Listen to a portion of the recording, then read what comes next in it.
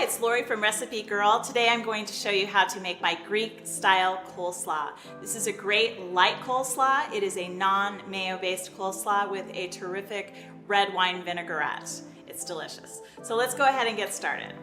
The first thing we're going to do is add about 3 tablespoons of olive oil to start making the dressing. Then we're going to add some red wine vinegar in the same proportion. We're going to add 3 tablespoons.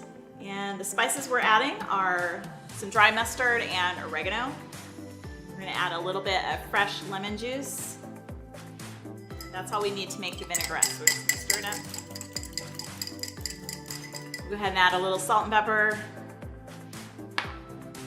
And we'll set that aside while we go ahead and prepare the salad. Okay, we're going to start with a bag of coleslaw. So we've got our cabbage, our shredded cabbage in the bowl, and we're going to go ahead and toss that with the vinaigrette. And just take your salad tongs and toss it together so all of that cabbage gets coated with the red wine vinaigrette. We're going to add some feta cheese. I just kind of eyeball the feta cheese. You can add as much or as little as you want, or you can leave it out if you don't want cheese in your coleslaw. But this gives it a good tangy flavor. Okay, and then I'm going to just toss that in. And that's what makes the base of your salad. Now I'm going to garnish it with all the pretty stuff. Okay, now my coleslaw mix already has a little bit of shredded carrot in it, but to me it doesn't look like very much, so I like to add a little bit more just to really brighten it up, the coleslaw. I'm also going to add some red onion, a bit of a slice, just for garnish. I really don't want a lot of onion, just a little bit for garnish and flavor. It's so pretty with the orange and the purple.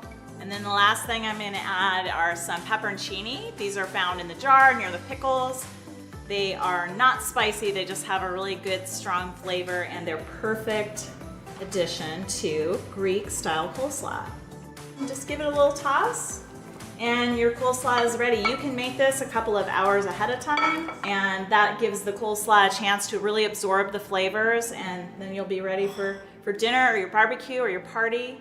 For the full details on this recipe, visit recipegirl.com.